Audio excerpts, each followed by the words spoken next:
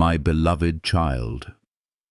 She was just like you, not perfect, not extraordinary, but full of love, a woman who once believed in kindness, who laughed often and gave freely. She cared for others before herself, wore her heart on her sleeve, and never imagined that one day that very heart would carry such pain. Life didn't crumble all at once. It unraveled slowly, like a thread pulled from a fragile garment. And by the time she noticed, she was standing in the ruins of what once felt like a life full of light. Her family had grown distant, words had turned sharp, and love turned into silence. Misunderstandings piled upon one another, and even though she tried to hold them together, everything slipped through her fingers. She watched the people she loved drift away, not with shouts or storms, but with absence, empty seats at dinner, unanswered messages, and eyes that looked past her like she was invisible. Loneliness crept in, not with a scream, but with a whisper, and before she knew it, it was the only sound she heard. Then came the weariness. Her body, once strong, began to ache with an exhaustion she couldn't explain. Doctors gave names, some she couldn't even pronounce, but none of them offered a real solution. She tried to rest, to eat better, to follow advice, but still each morning she woke up more tired than the last. And the nights were worse. As the world slept, she lay awake, her thoughts like waves crashing against her soul. She wondered, is this what life is now? A cycle of pain, silence, and unanswered questions.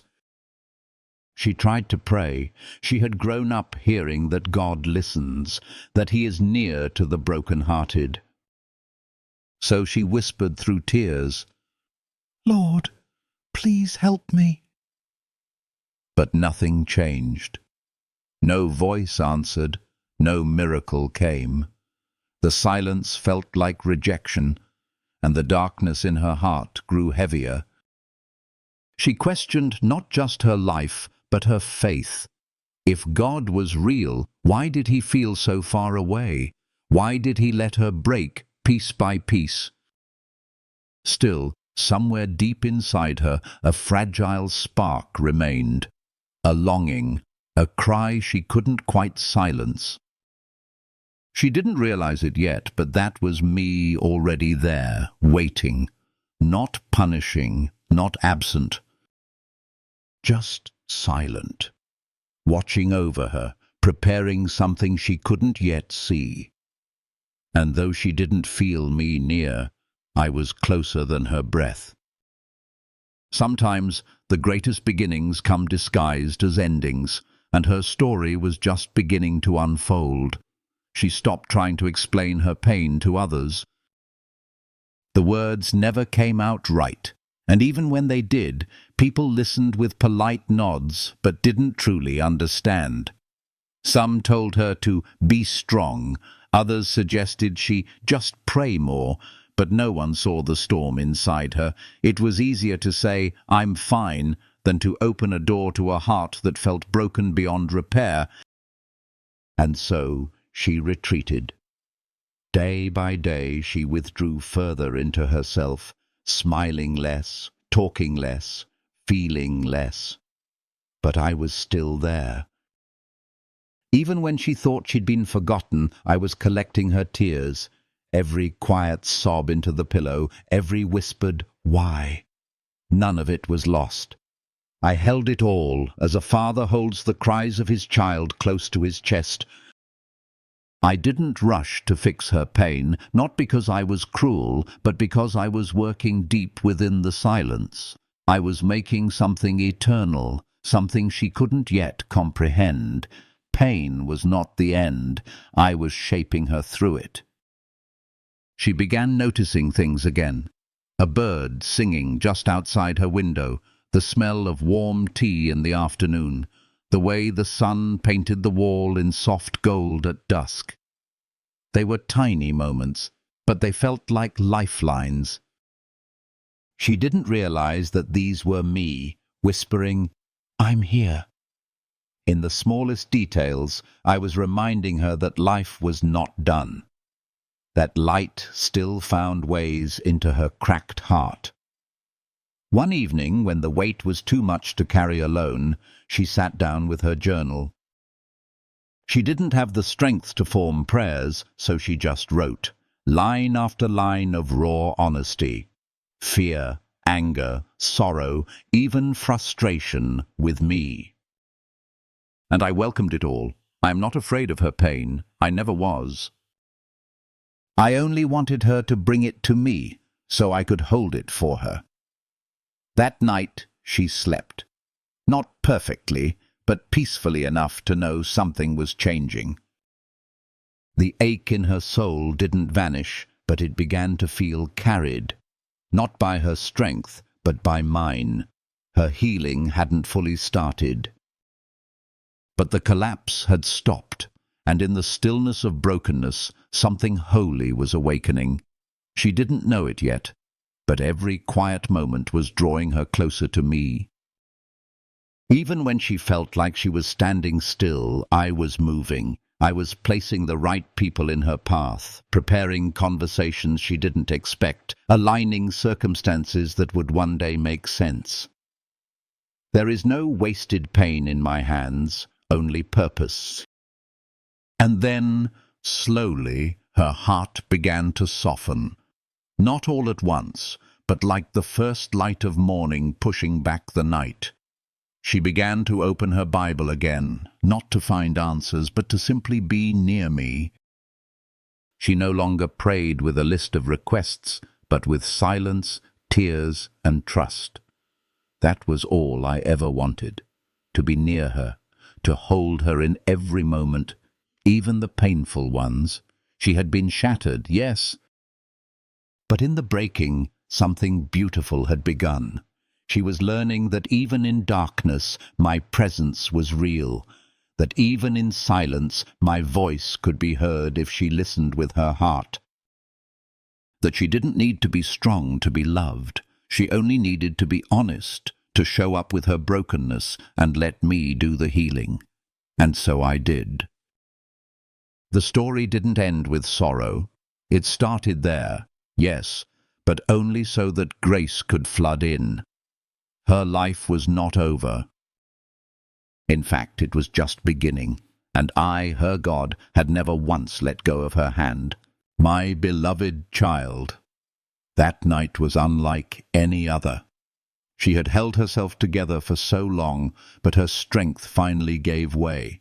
The pain, the confusion, the loneliness, it all became too heavy. She didn't fall onto her bed. She didn't reach for her phone. She collapsed, knees to the floor, face buried in trembling hands.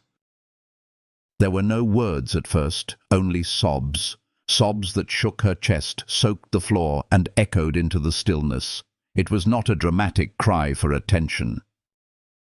It was the breaking of a heart that had tried for too long to stay strong.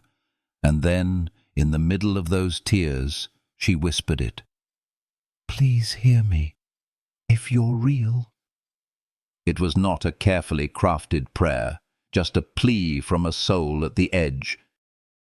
And from that moment I listened, not with distant ears, not with judgment, but with a love deeper than she could imagine. She thought she was alone, but I had been kneeling beside her the entire time. I was not silent. I had never been. I began to respond not with thunder, but with presence. She felt warmth on her skin, even though the room was cold. The air felt softer. Her breath, though shallow, no longer carried panic.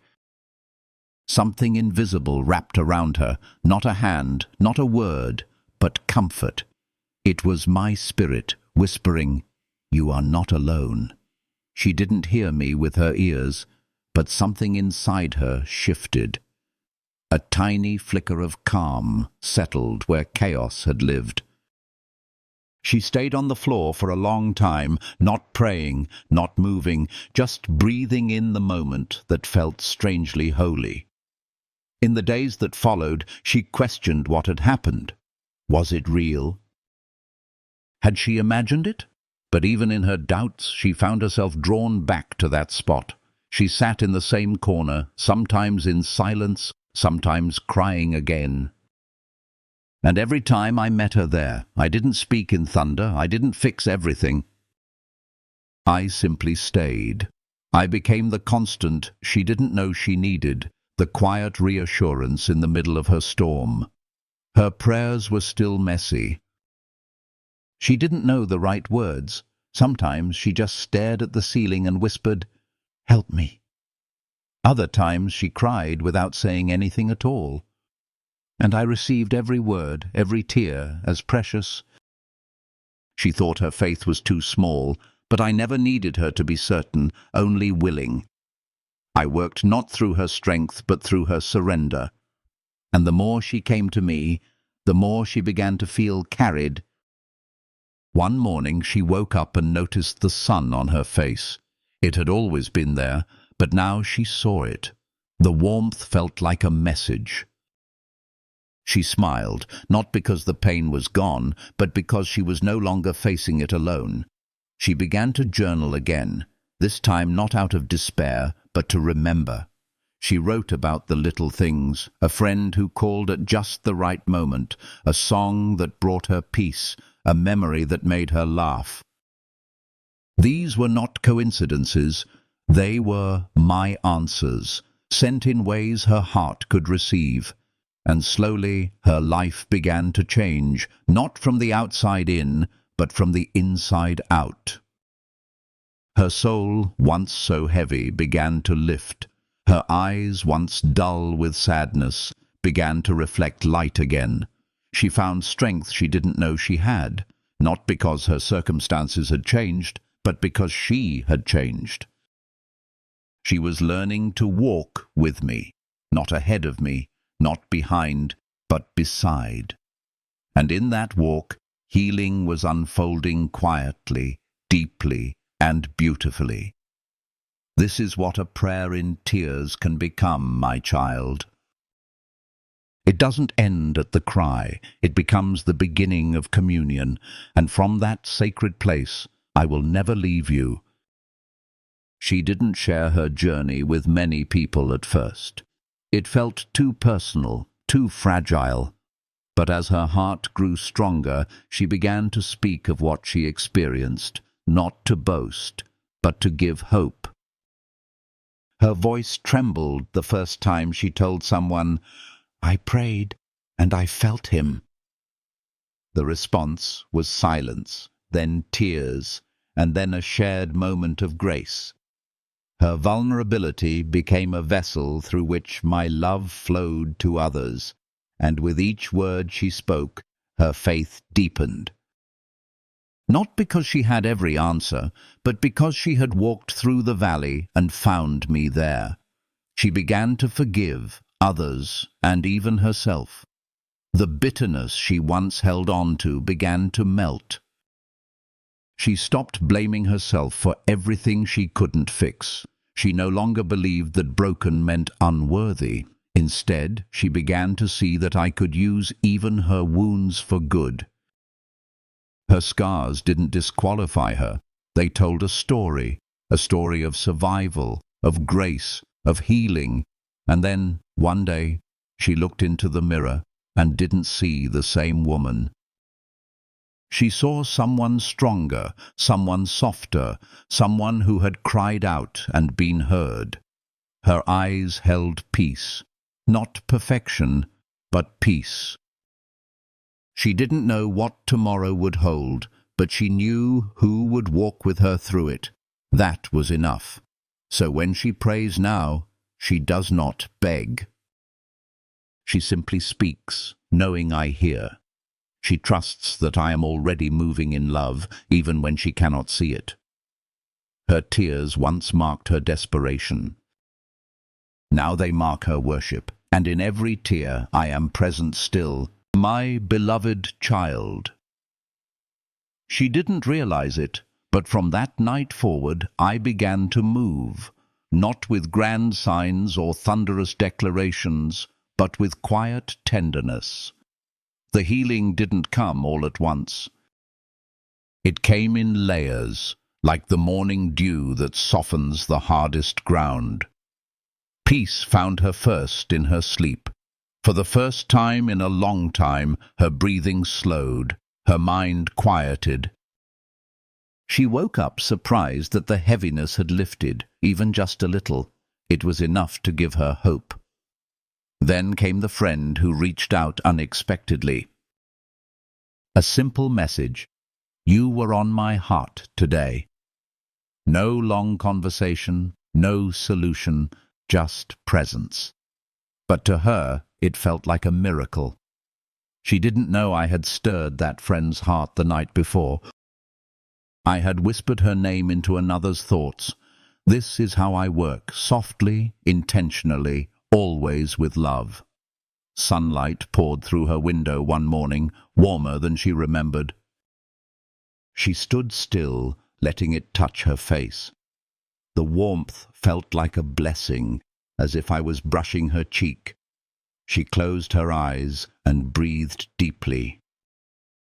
That moment held no words, but it was sacred. I was there. I had always been there. As the days passed, she began to notice more. Laughter that didn't feel forced. Music that brought tears, not from sadness, but from remembering beauty. She began walking again, slowly, through the park where the trees were starting to bloom. It was there, surrounded by creation, that her heart opened a little more. She didn't speak to me out loud, but she let herself feel. That was enough for me. Healing does not always begin with answers. Sometimes it begins with presence. I didn't rush her. I delighted in every small turn of her heart toward me. Her trust was growing, even when she didn't know it. Each step she took, each moment she paused to notice something lovely, that was me, gently reaching into her heart, reminding her that life was not over. She still had hard days. There were mornings she didn't want to rise, nights when the ache returned. But even in those moments she didn't feel quite as alone. She had begun to expect me, to look for me, to believe that I was near.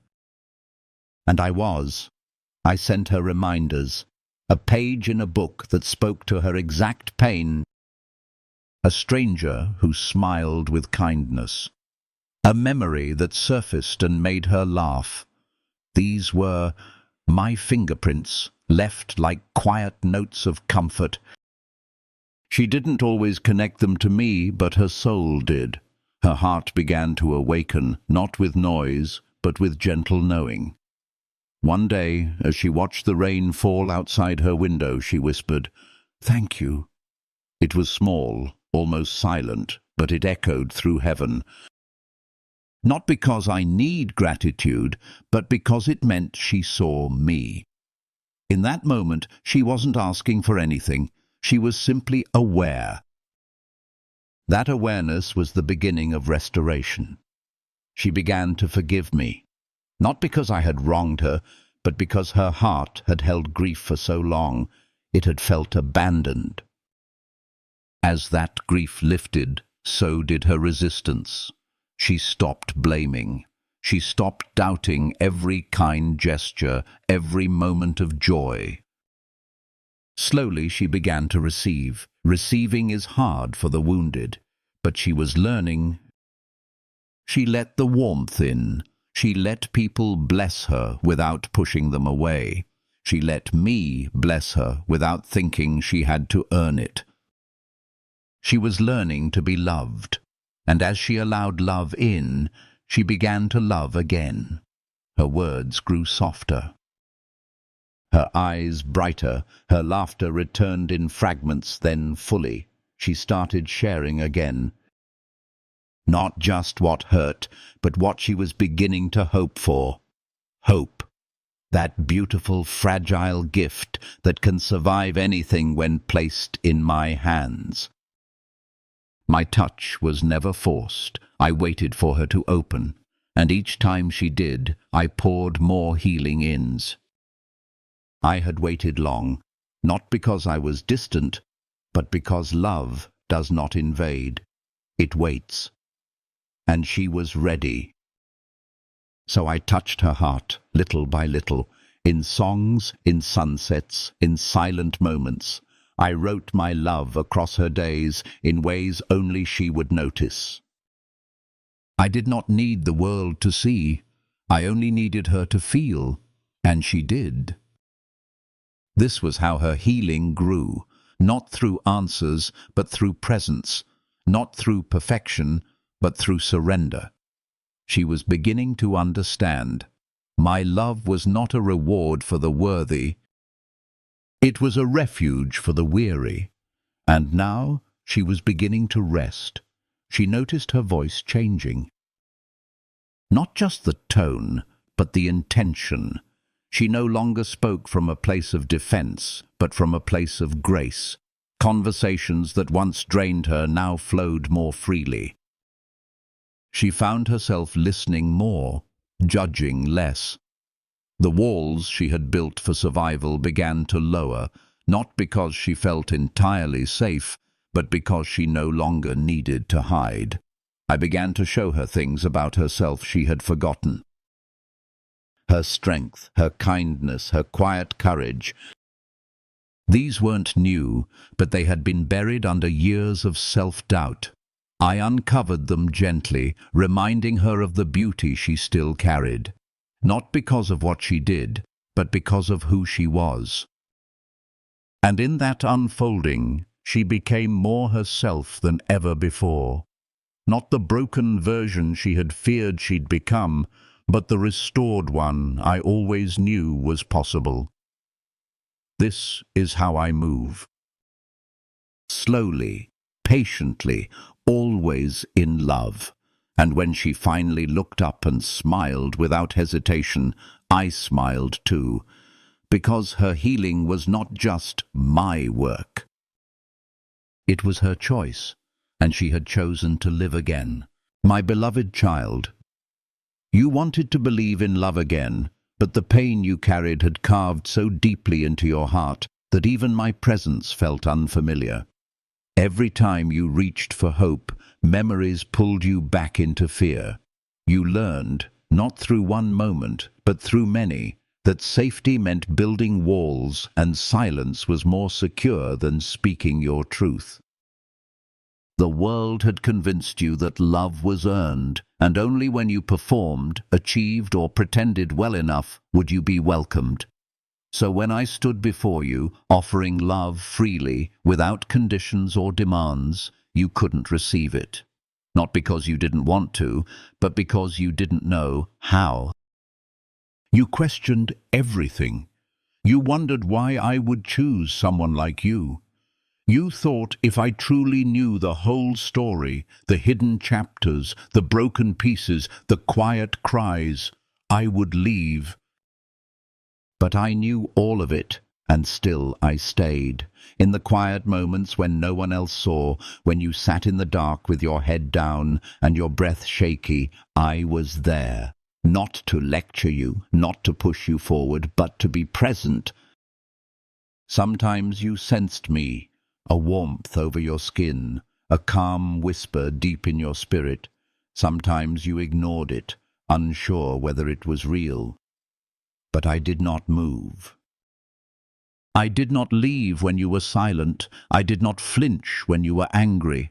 I did not give up when you pushed me away. My love is not dependent on your ability to receive it. It simply is, and it simply stays. You carried the belief that love must be proven, that worth must be earned, and every time something good came close, you prepared for it to end. You expected abandonment because abandonment had come so many times before. You were taught to shrink, to apologize for your presence, to hide your tears and silence your dreams. And so when I spoke life over you, you covered your ears. When I reached to lift your chin, you lowered your eyes. When I called you beloved, your heart argued back. Not me. not someone like me. But I never stopped speaking. I never stopped calling your name. You feared that if you let love in, it would demand something of you. That it would expose your weakness, that it would only stay until it found out too much. But real love, my love, is not like that. It does not arrive to take, it arrives to heal. It comes to cover what shame exposed, to rebuild what pain destroyed, to restore what fear dismantled. My love does not walk away when the wounds are deep. It draws closer. It gathers every shattered part of you and says, "This too belongs. I will not discard a single piece of you." Still, you resisted. You returned to your distractions, to the tasks and routines that kept you numb. You smiled when you were breaking, laughed when you felt empty, and told others you were fine when your heart was screaming for help. But even then, I saw you. And I remained. I sent reminders, gentle ones, a song with words that echoed your unspoken prayers. A friend who texted when you needed someone most. A memory that surfaced not to haunt you, but to remind you how far you've already come. I kept knocking. Not to demand entrance, but to say, "I am here. When you are ready, I will still be here." Eventually, something shifted. It wasn't dramatic. It wasn't sudden. It was quiet, like morning light creeping in under a door. You whispered a sentence, unsure if I was listening. You said my name, not as a performance, but as a plea, and I answered, not loudly, but surely. You didn't hear it with your ears, but your spirit felt it, a stillness inside, a release you couldn't explain. And that moment, as small as it seemed, mattered more than you knew, because it was a beginning, not of perfection, but of connection. You began to speak to me again, little by little, not in rehearsed prayers or long speeches, but in honest fragments. I'm tired. I don't know.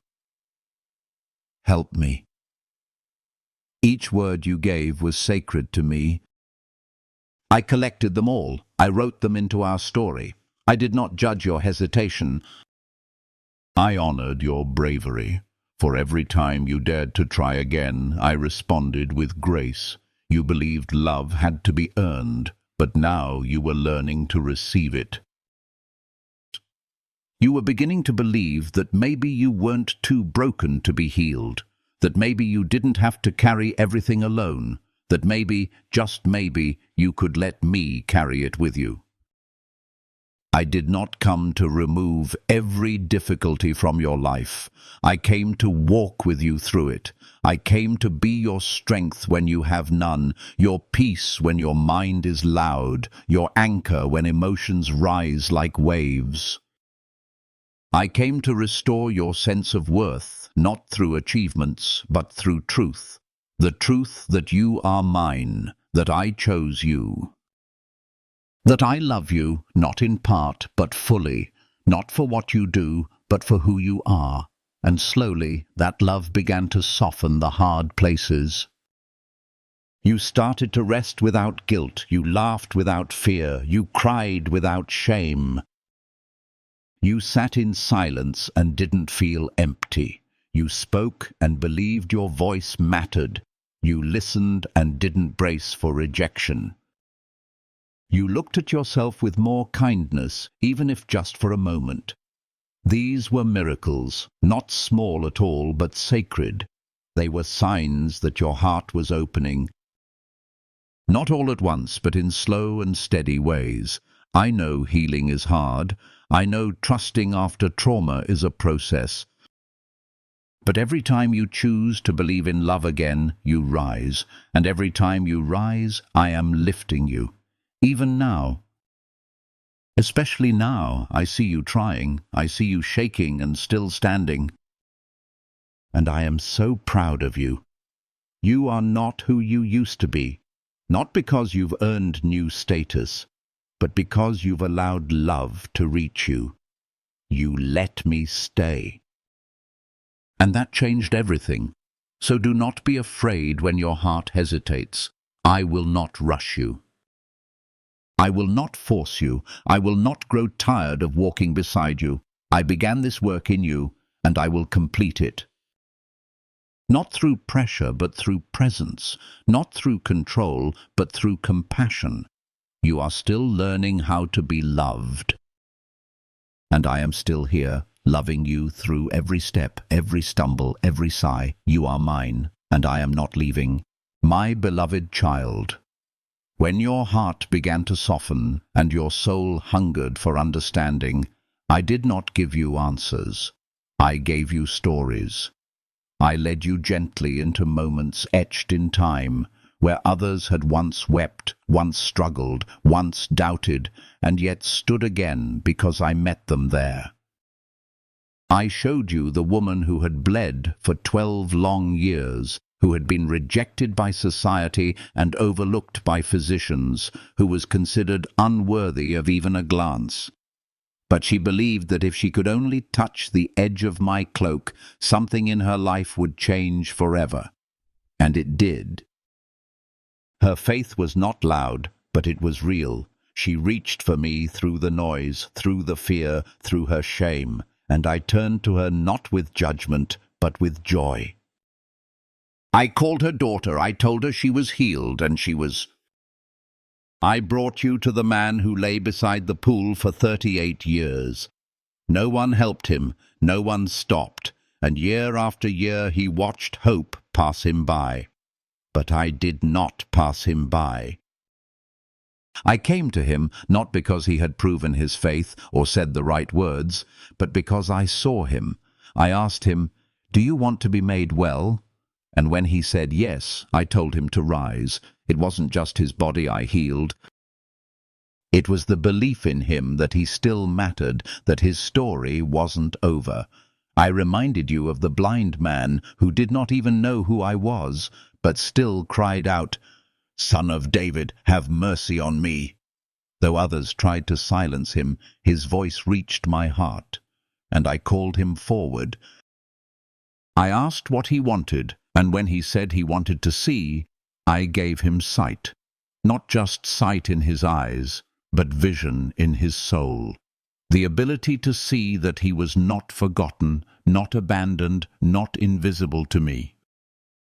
Then I showed you the grieving father pleading for his daughter's life, and how, even as I was on the way to help him, a woman reached out and touched me. I stopped. I turned. I spoke to her, and then I continued on and raised that little girl from death. Because no one is too late for me, no one is too far gone. My timing is never rushed and never too slow. Every step I take is intentional. Every moment is sacred. I told you about the sisters who lost their brother, who wept and said, "Lord, if you had been here," and how I stood beside them, not scolding their grief, but joining it. I wept too, and then I called Lazarus from the grave, because even death is not the end in my hands. I brought you to these moments not to impress you, but to show you that pain and faith can live side by side.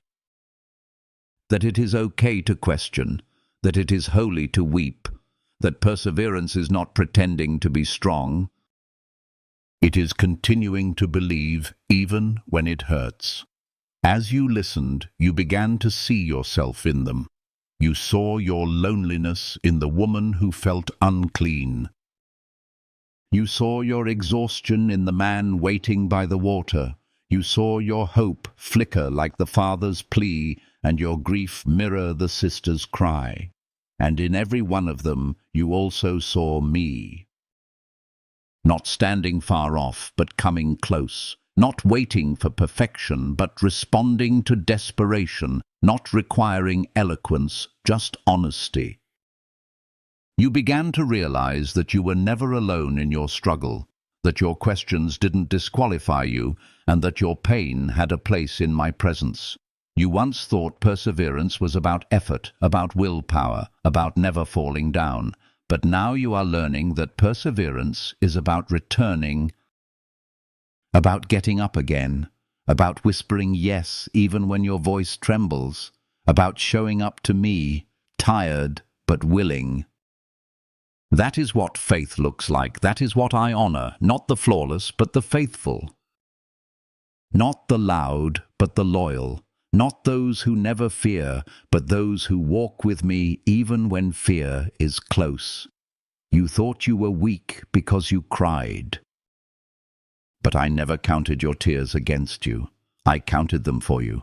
I collected every one, not as proof of failure, but as evidence of how deeply you've loved, how bravely you've kept going. Perseverance is not about having all the strength. It's about trusting that I will be strong when you can't be. And I have been. Every time you fell and thought you had failed, I was already lifting you. Every time you doubted, I was still listening. Every time you asked, "Where are you?" I was closer than your breath. You've looked back on moments you thought were wasted, seasons of silence, years of wandering. Choices you regret, doors that shut, prayers that didn't get the answer you expected. But now, with clearer eyes, you're beginning to see something different. You're beginning to see me in the background, gently redirecting, softly reshaping, quietly protecting. What once felt like delay was actually preparation. What once felt like distance was actually me drawing you deeper. What once felt like loss was actually making space for something more whole. And now, child, you are learning how to walk again. Not just with hope, but with holy confidence. Not because you've figured it all out, but because you've seen enough to trust me. Because my presence has proven itself not once, but again and again. I have not changed. The one who spoke peace to storms, who fed multitudes with broken bread, who touched lepers and dignified the outcast, is the same one who now holds your hand. I tell you again, your faith has made you whole. Not because your journey has been smooth, but because you chose to walk with me even when the path wasn't clear. The story I am telling through your life is not small. It may not be loud, but it is deep, it is sacred, it is full of glory. The kind of glory that comes only through perseverance, the kind that shines through cracks, the kind that is born in midnight prayers, in quiet tears, in unseen courage. I am telling a story of endurance, not because you are strong, but because you have learned where your strength comes from. I am telling a story of love that never gives up. I am telling a story of a soul who kept showing up, who kept saying yes, who kept believing. So when you feel tired again, when the way forward feels uncertain, remember the stories. Remember the woman who touched my robe, the man who stood again, the blind who saw, the grieving who rejoiced, the doubting who still believed. They are part of your family now. Their blood flows through your spirit, and so does their faith. And so do I. There came a time when she stopped asking me to change her circumstances and instead asked me to stay with her in them. She no longer came to me with lists or demands, but with presence. She began to sit with me, not for answers, but for comfort. She prayed not to be rescued, but to be near. And it was in that nearness that transformation began, not in the world around her, but in the world within her. She still woke up to the same challenges, the same questions, and the same waiting. But her heart was no longer desperate for escape. It was open to encounter. Each morning before her feet touched the floor, she whispered, "Here I am, Lord." And I met her there. I met her in the quiet, in the clutter, in the coffee cup and the cold air. I met her when no one else was watching, and her soul leaned toward mine with hope not yet fully formed. I did not require her to be strong. I asked only for her to be real, and in that honesty, in that sacred exchange between creator and child, she was being reshaped not from the outside in, but from the inside out. She began to learn that faith is not about having a map, but trusting the one who walks beside her. That prayer is not a performance, but a posture. That peace does not always come from changed circumstances, but from a heart anchored in something greater. And day by day, step by step, she practiced this quiet courage.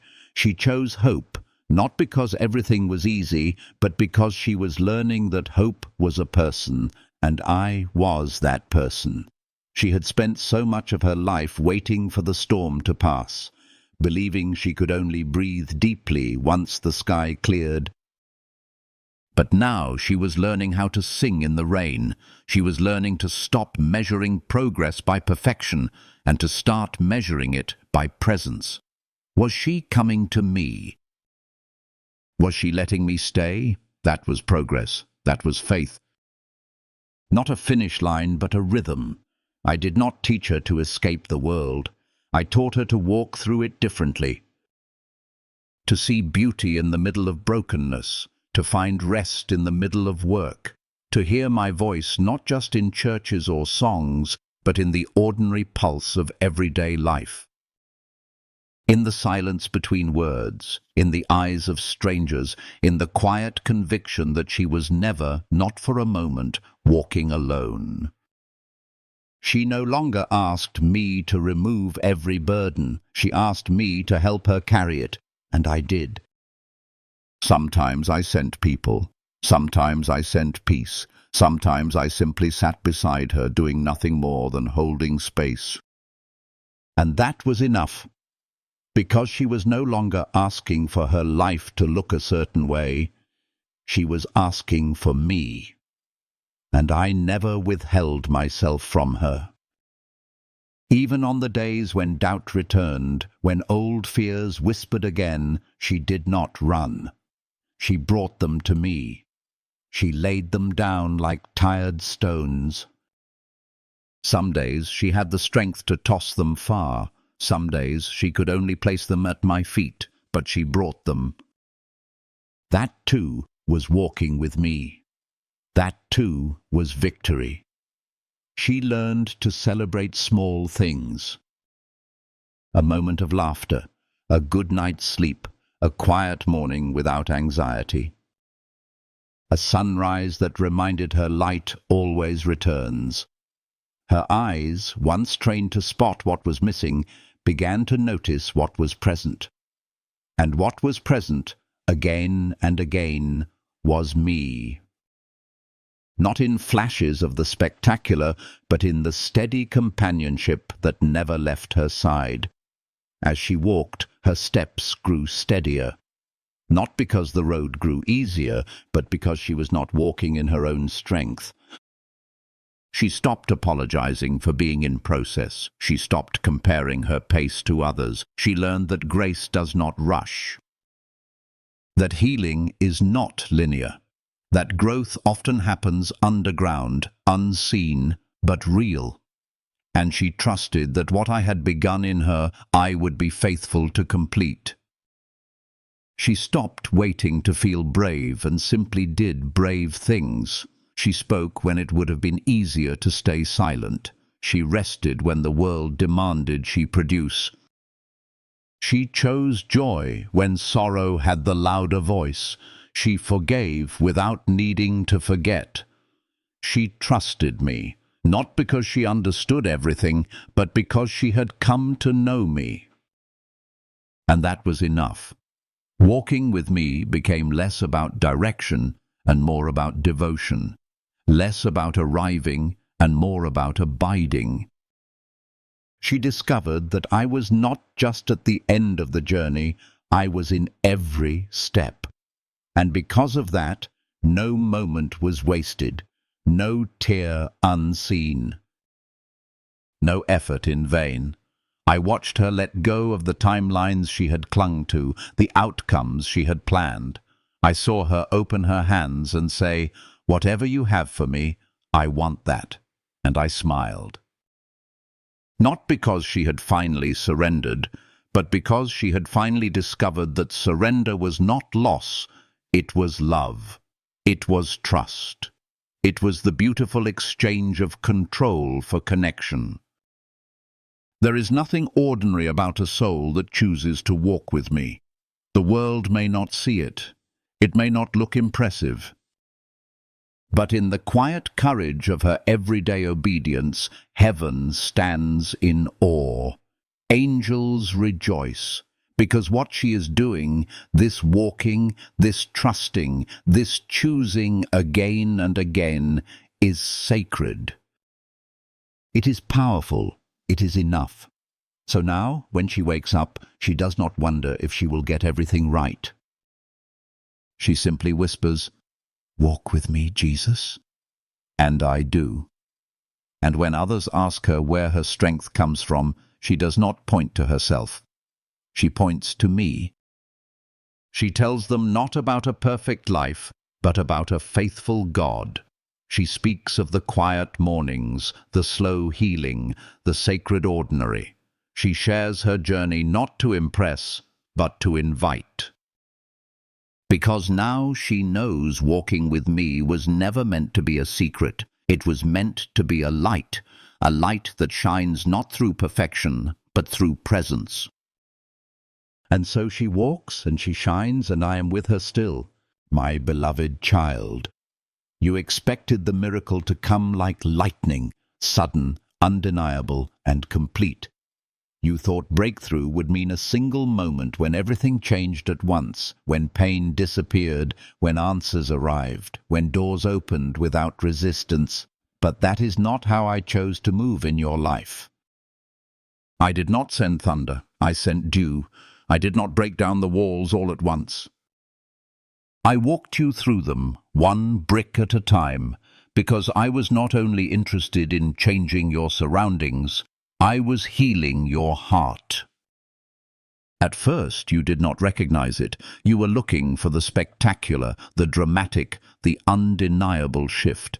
But what came was subtle, gentle, like the way light slowly spreads across the sky before the sun rises. I began to restore your strength, not in a sudden surge, but in small mercies. A morning without pain, a conversation that brought unexpected joy, an hour of peace that you had not felt in months. These were not accidents, they were miracles in motion. I was rebuilding you, not just for comfort, but for calling. You began to notice how the fog started to lift, not in one gust, but in waves. Slowly, clarity returned. You made choices with more confidence. You felt more present in conversations. You began to feel like yourself again, not the person you used to be, but the person I was shaping you into. The new heart I was forming within you started to beat stronger, not with perfection, but with purpose. I brought you a job, not just any job, but one that made you feel useful, seen, and safe. You were not sure if it would work out, but you showed up. You gave your best, and I gave you peace, not because the job was perfect, but because I was present in it, and through it I taught you not just how to work again, but how to hope again. Every paycheck was a whisper of my provision. Every morning commute was a chance to talk with me. Every new responsibility was a sign that I trusted you to carry more. Then there were the relationships I began to mend. Not all at once, not in grand reconciliations, but in soft beginnings. A message from someone you hadn't heard from in years. A conversation that ended in understanding instead of silence. The courage to say, "I'm sorry," and the grace to hear, I forgive you. I was healing the spaces between hearts. I was stitching the threads back together. You didn't always know what to say, but your willingness was enough. I brought the words. I opened the doors. I softened the hearts. Through it all, you began to see that miracles are not just about results. They are about rhythm.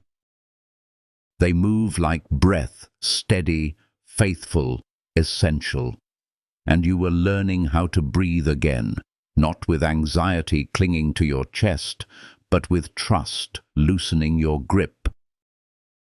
You stopped waiting for one perfect moment and began to gather the holy ones already around you. A quiet meal with someone you love. A walk under the sky. The laughter that found its way back into your lungs. These were signs, sacred signs, of life, of healing, of me. And as you looked back, you realized something even greater. The miracle wasn't just in what changed around you, it was in what changed within you. Because in the darkest part of the valley, I was doing my deepest work. When you thought I was silent, I was remaking your heart. When you felt abandoned, I was restoring your identity. When you doubted your worth, I was rewriting the story you believed about yourself. You prayed for rescue. I came with renewal. You asked for answers. I gave you healing. You were waiting for me to move mountains. And I was planting seeds. Seeds that would grow slowly, steadily, with roots that reached down deep. Seeds that would one day become shelter, shade, and sustenance. But first, they needed time. So I gave you time. I protected the soil. I watered with patience. I kept close when you could not see progress. And now, slowly, gently, green has begun to grow again. You are not the same person who cried out to me in desperation. That cry was real. It was holy. And I heard it. But now you speak from a deeper place. A place that knows me not just as a rescuer, but as a redeemer. You've seen my faithfulness not just in a flash, but in a steady flame. You've walked with me long enough to know that even the slowest miracles are still miracles. And this is what I want you to carry forward, not just the memory of what I restored, but the assurance of how I did it. Gently, wisely, faithfully. So that when the next dark night comes, you won't fear the absence of thunder. You'll remember the presence of my whisper. You'll remember the daily bread, the unexpected kindness, the strength you didn't know you had, and you'll know we're still walking, step by step. You asked me once why it took so long, and now you know, because I wasn't just building a new season. I was building a new you, so keep walking, my child, even when the path feels uncertain.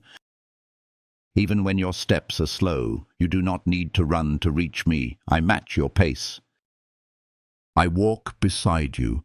I celebrate each step, not because it is perfect, but because it is yours. And every time you choose to keep going, to keep trusting, to keep hoping, you honor the miracle that is already unfolding within you. There will be more to come, more restoration, more beauty. More days when you will look around and realize how far we have come together.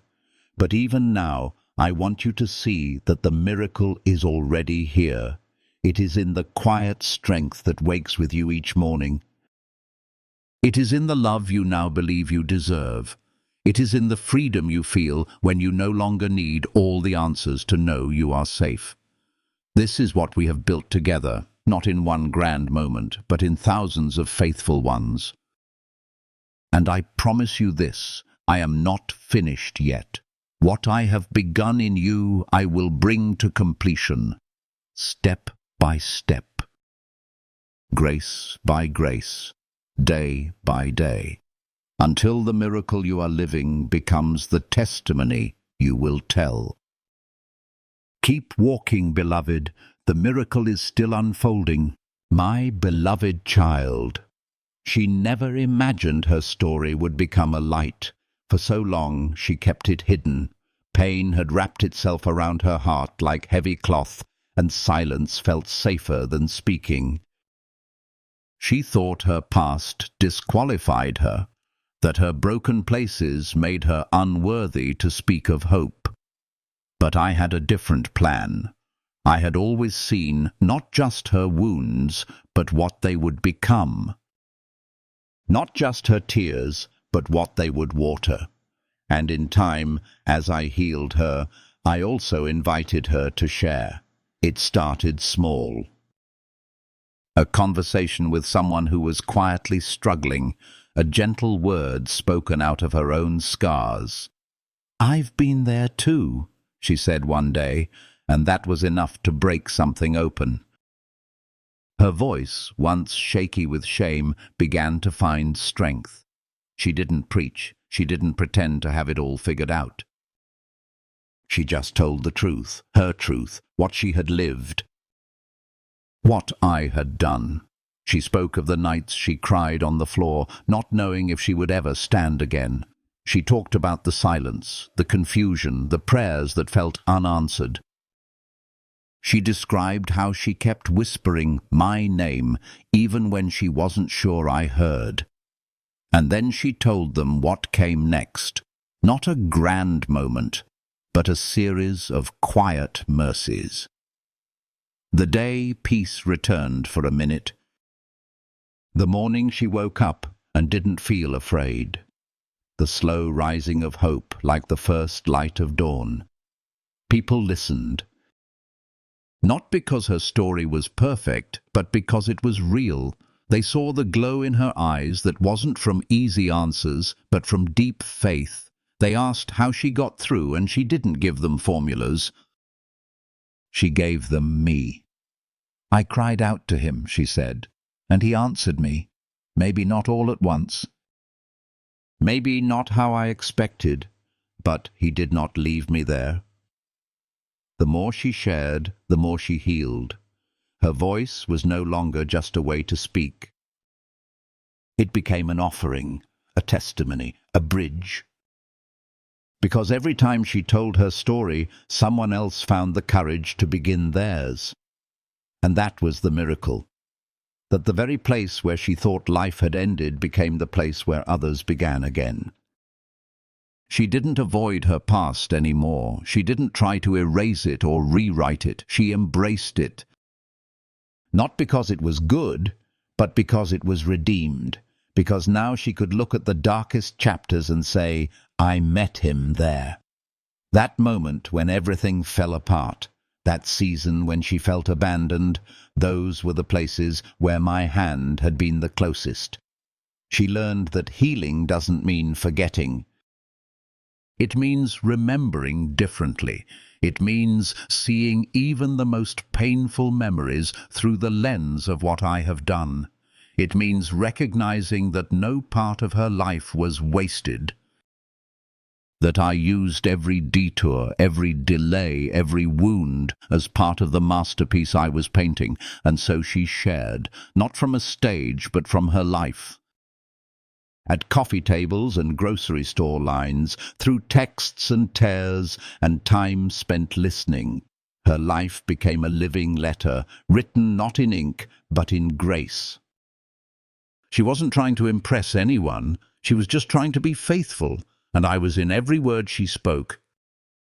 There were days she still felt small, days she doubted if her voice mattered, but then someone would say, "Thank you."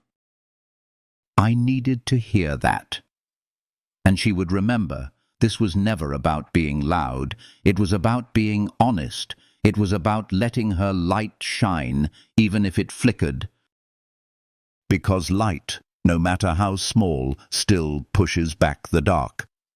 She told her story again and again. Each time, the shame fell off a little more. Each time, the chains loosened a little further. Not just for her, but for others too. People who had never spoken their pain before started whispering their truths. People who had felt alone began to feel seen, and all because one woman chose to speak. She didn't try to be anyone else.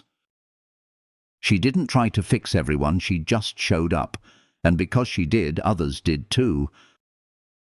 They came with their wounds, their questions, their stories half-written, and in her presence they found space to heal, not because she had all the answers, but because she carried my presence.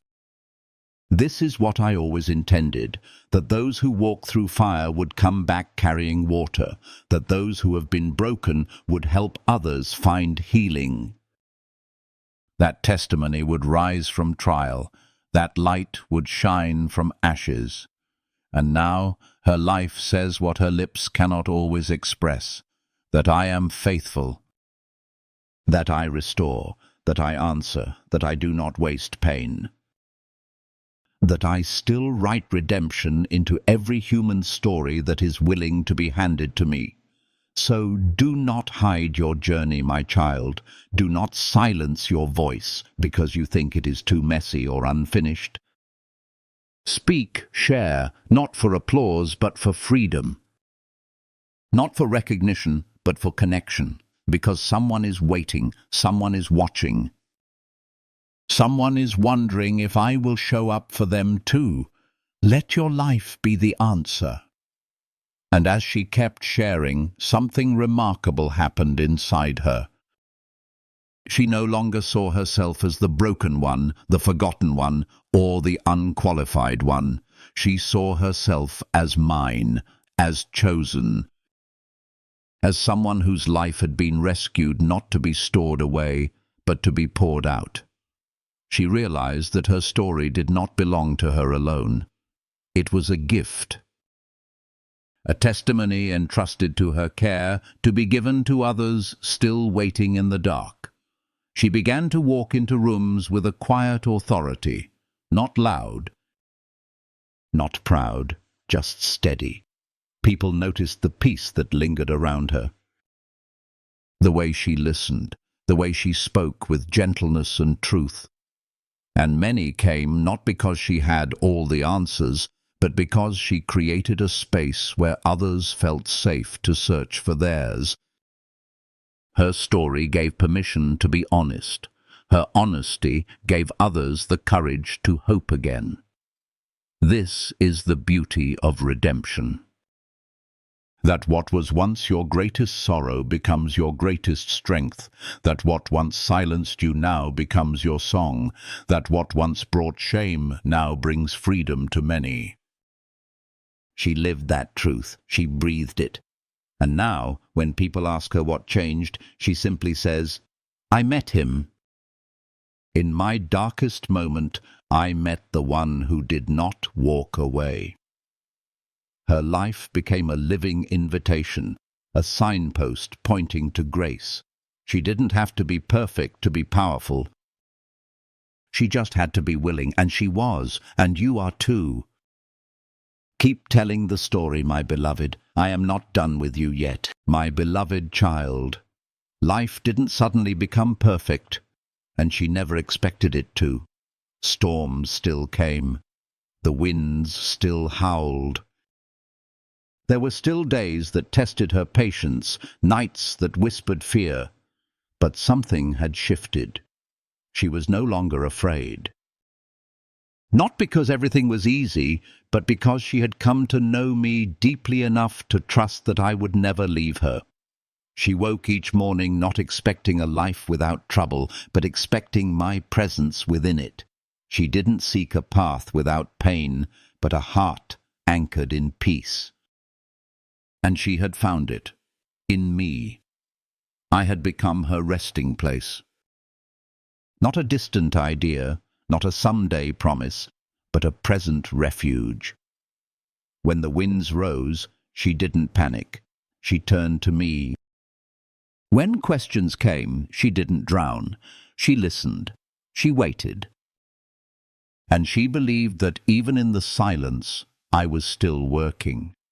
She no longer measured her life by the absence of hardship, but by the presence of grace. Each challenge became a reminder that she was not walking alone. Each setback became an invitation to lean on me. Her peace was no longer tied to outcomes, but to presence.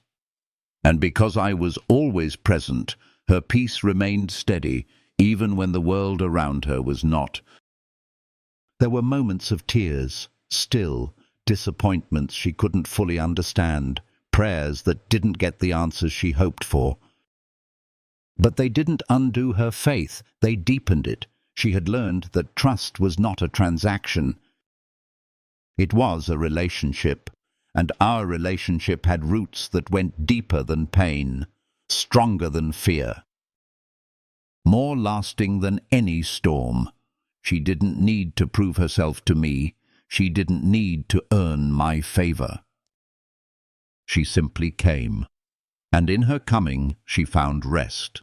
In her weakness she found strength. In her questions she found comfort, because I wasn't waiting for her to figure everything out. I was simply walking with her. She no longer chased perfection, she pursued presence. She no longer asked me to fix everything. She asked me to stay, and I always did. She had discovered that true security isn't in having all the answers, but in knowing that I hold all things together. People noticed the change in her, not because her life was suddenly easy, but because her spirit was unshaken.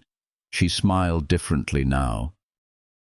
Not because everything was fine, but because she had found a joy that was untouchable by circumstance, a joy rooted in me, a confidence that no longer depended on what others said or what the day brought. She was grounded, she was held. Even in her weariness, she knew where to run. She didn't wait until she was strong to come to me. She came in her exhaustion, in her doubt, in her confusion, and I received her every time. She had nothing to prove. She simply belonged, and in that belonging she found peace. There were times when new challenges appeared, new decisions, new griefs, but they didn't shake her the way they once did. Because by then she had a history with me. She had seen my faithfulness. She had heard my voice in the night. She had felt my presence when no one else was near, and she remembered. She remembered who I was, and who she was with me. So when fear tried to creep in again, she responded differently. She no longer asked, "What if I can't handle this?" She asked, "Where is God in this?" And in that question she found clarity. Because she had learned that fear shrinks in the presence of truth, that anxiety loses its grip when held up to my light, that even in the unknown she could walk with confidence because she knew who walked with her. She stopped comparing her path to others, stopped believing that peace meant ease. She embraced the sacred strength of persistence, the quiet courage of showing up, the daily choice to keep walking, not because the road was smooth, but because it was holy, because I was on it with her. And now her life radiated steadiness, not perfection, but purpose, not immunity from pain, but intimacy with me. Her days weren't without storms, but her soul had learned to be still in the middle of them. She no longer feared what might come. She trusted who would come with her. She carried peace like a river now. It flowed from her even in difficult places. Others noticed, and they asked where it came from. She didn't point to achievements or circumstances. She pointed to me. "He is with me," she said, "and that is enough." She had finally come to believe it, that she was never alone, not when she was laughing, not when she was breaking, not when she was winning or when she was waiting. I had walked every mile. sat in every silence, stood in every storm, and I would continue to do so. Because love doesn't quit, and mine never will, she was no longer afraid of the future. She didn't need to see all the steps ahead. It was enough to know that her next one would land on solid ground, because I had prepared the way. It was enough to know that I would never stop walking with her. So now, even when the wind howls again, even when the sky grows dark, even when the world stumbles, her heart stays still, not because of what she knows, but because of who she knows.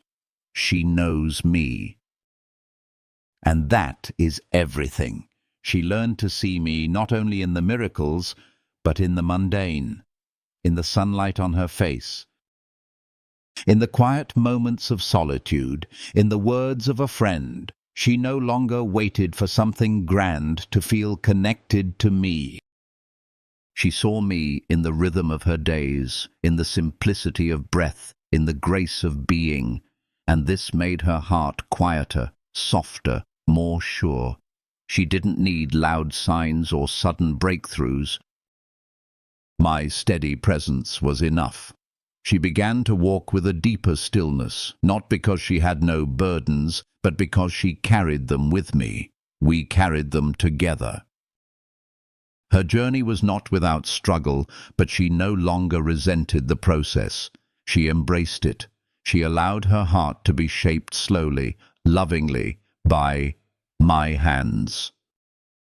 She began to see even her pain as part of her worship, an offering of trust, a song of surrender, and every step became sacred. So now, when she walks, she doesn't walk as one afraid.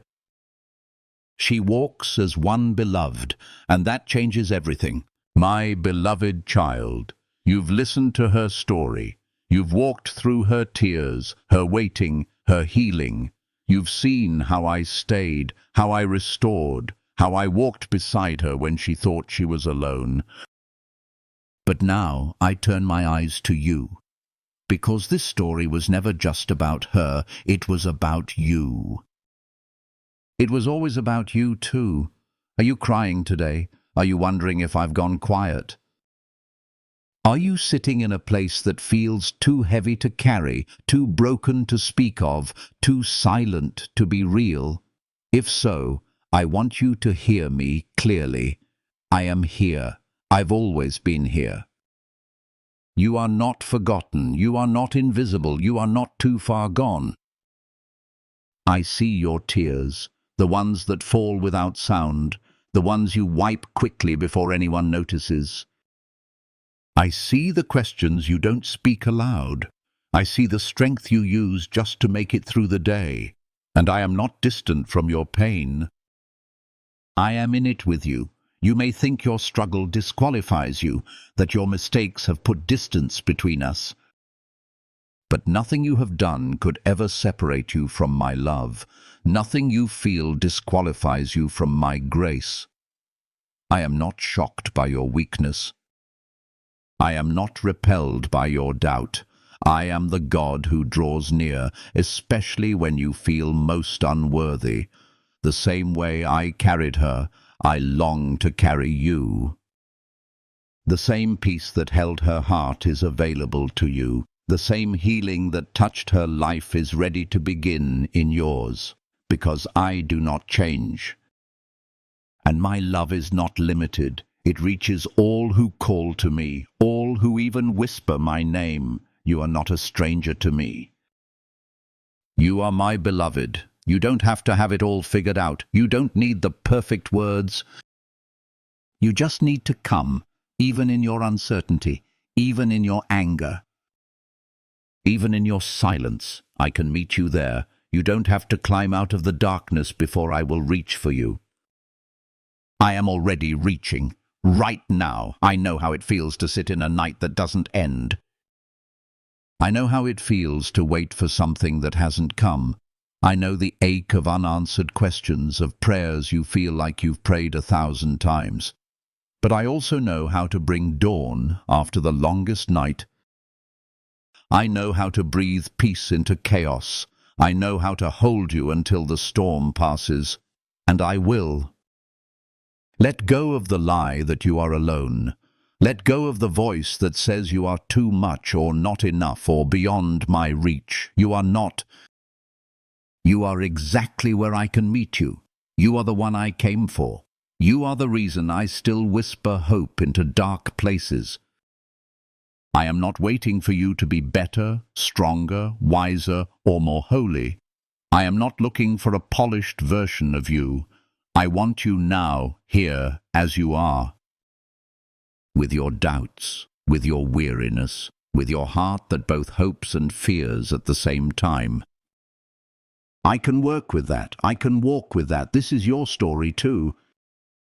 Not just hers, yours, and I am ready to begin again with you.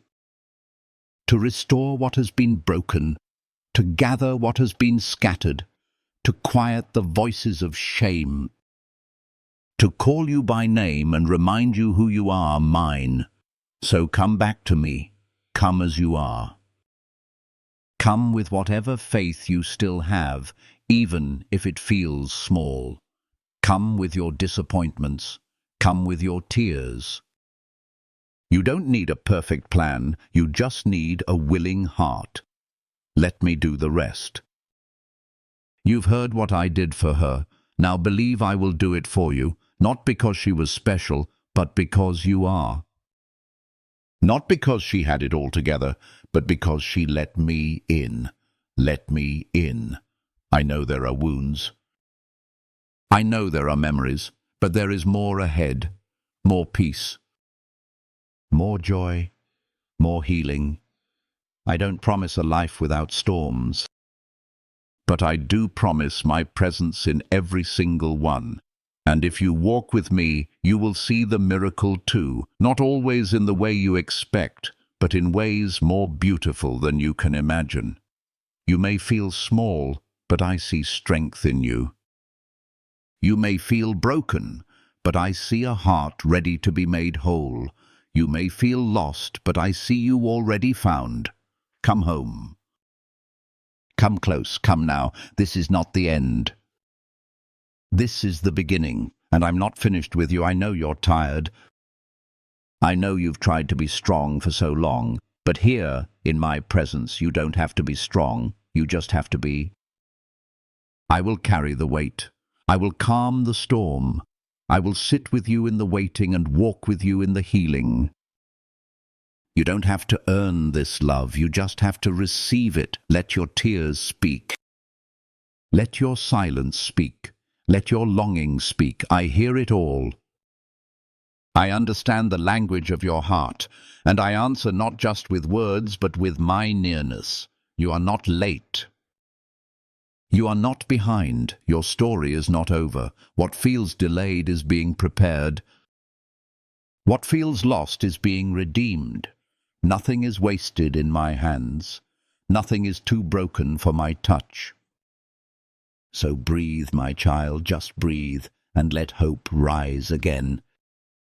Even if it's quiet, even if it's small, even if it's just enough to whisper, I believe. That is where we begin, right here, right now. You and me, a new beginning.